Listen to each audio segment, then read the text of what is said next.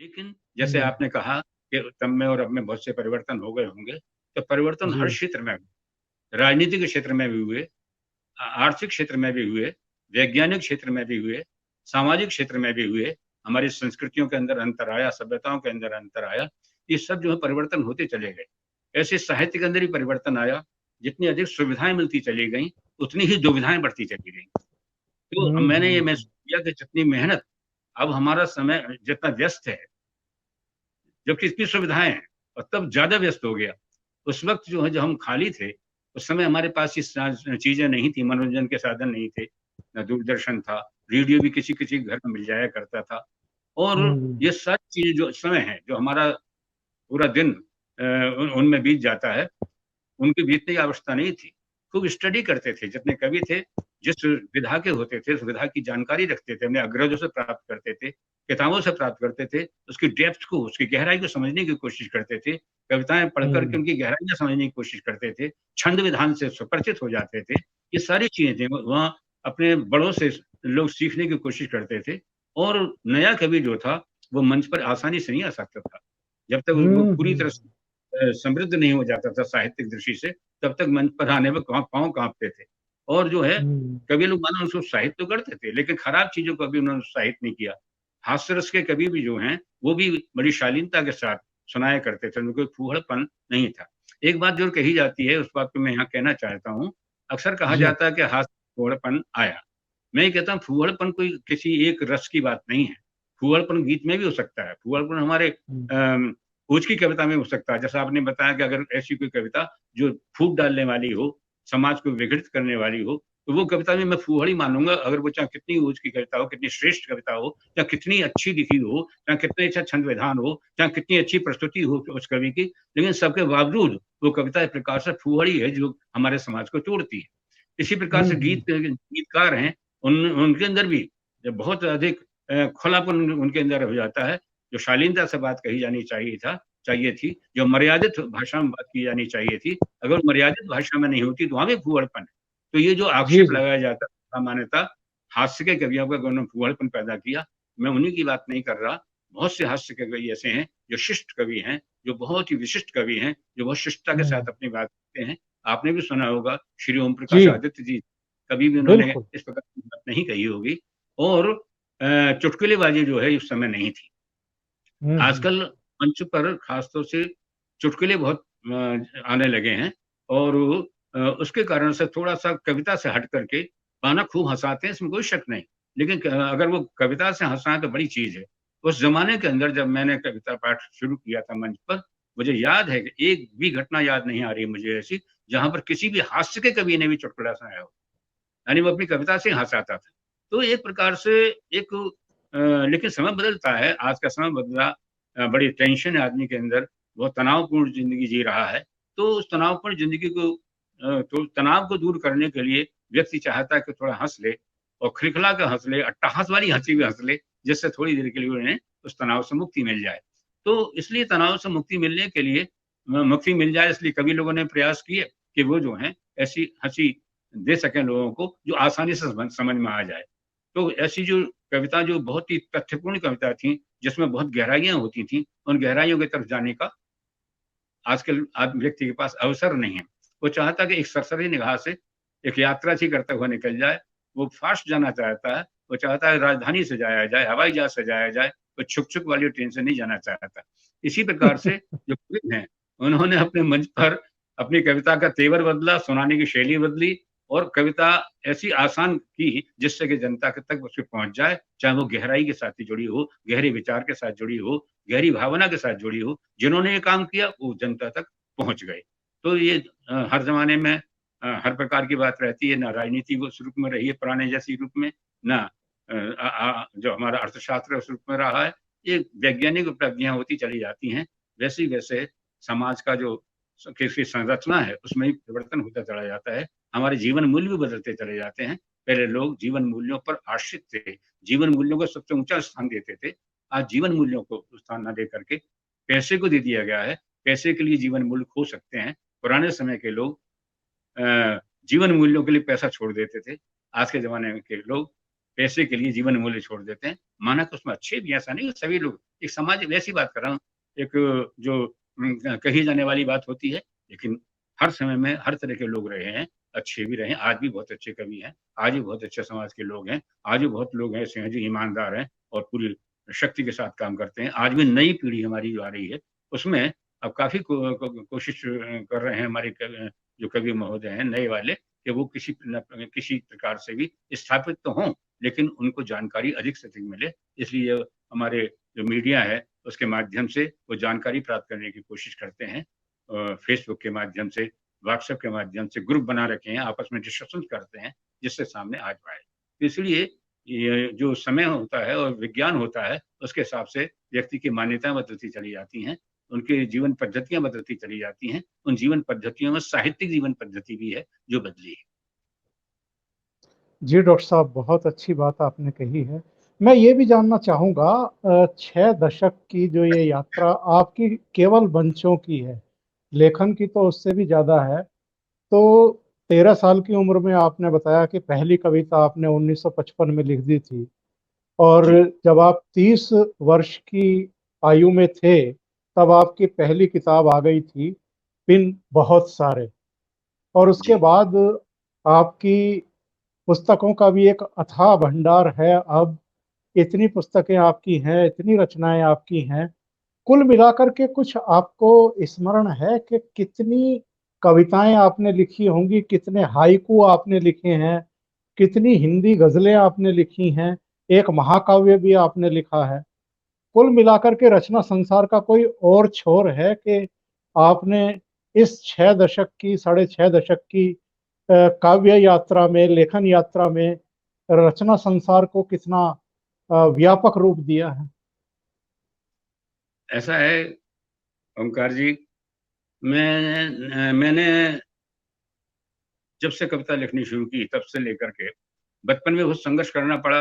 ढिबरी और लालटेन में पढ़ता था। 2 महीने का था, पिताश्री नहीं रहे। 6 साल का था, माताजी नहीं रहीं। बहन-बहनोई के यहाँ मैं पला और श्रीमती प्रेमवती नाम था मेरी बहन का।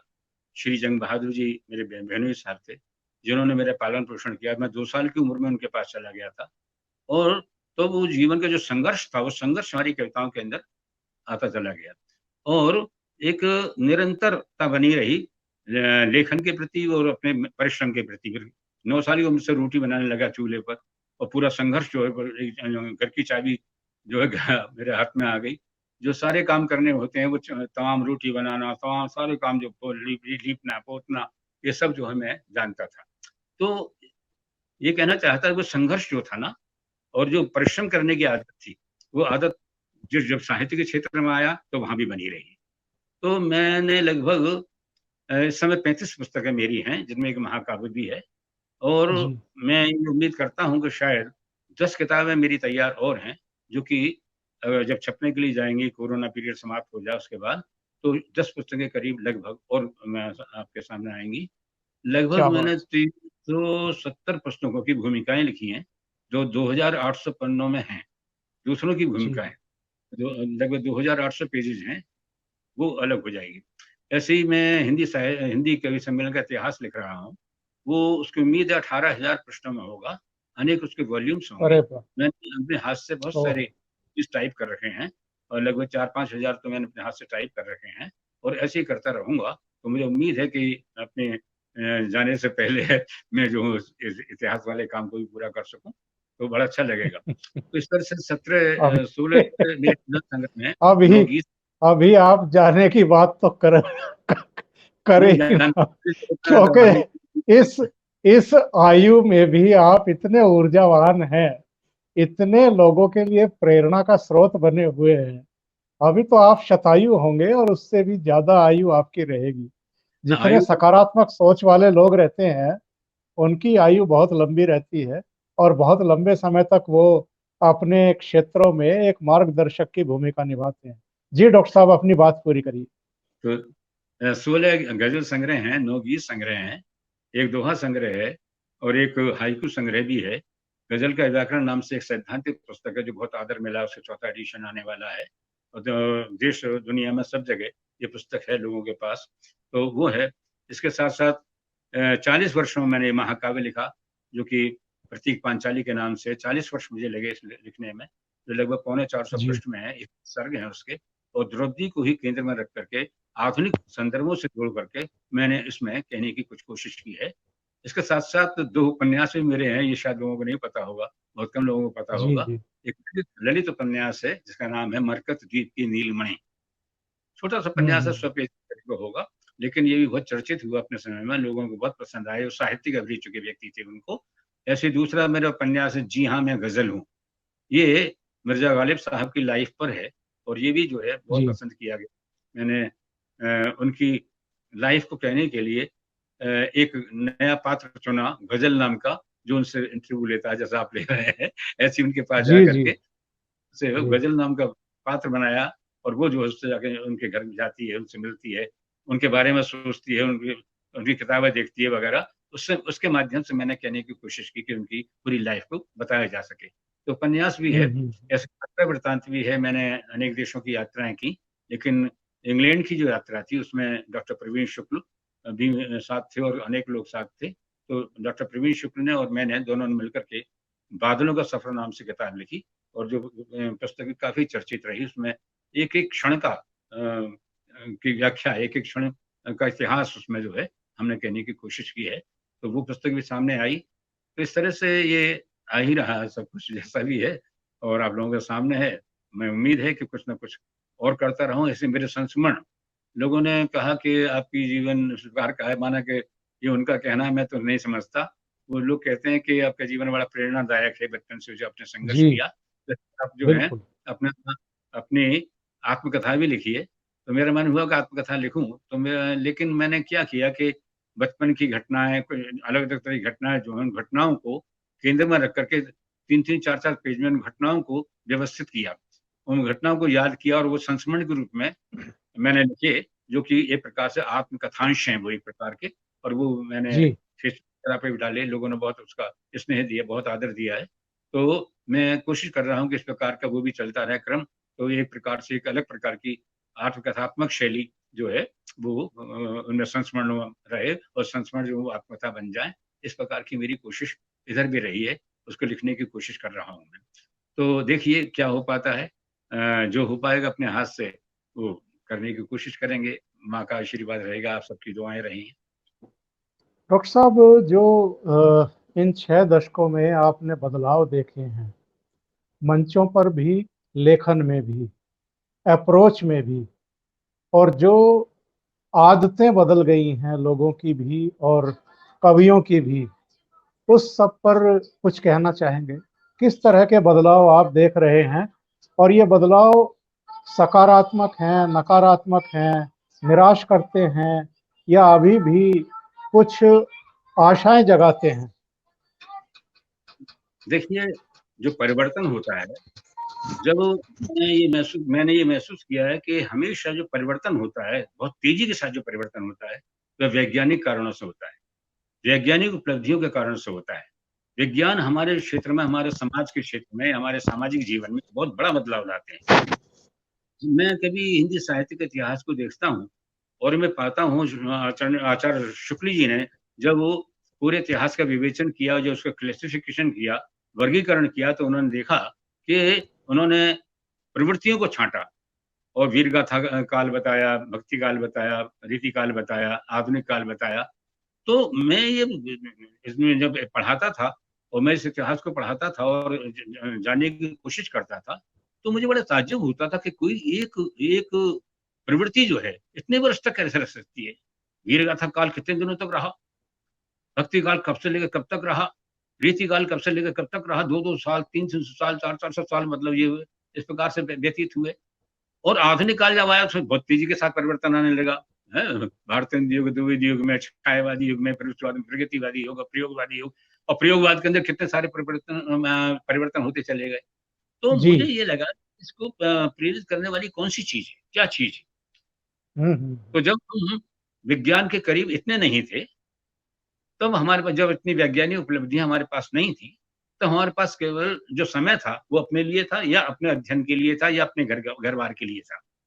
तो उस समय की जो हमारी मान्यताएँ थीं, उन मान्यताओं के अंदर इतने दिनों तक एक प्रवृत्ति रहने का मतलब ये है कि वो मान्यताएं परिवर्तित ज्यादा नहीं हुई।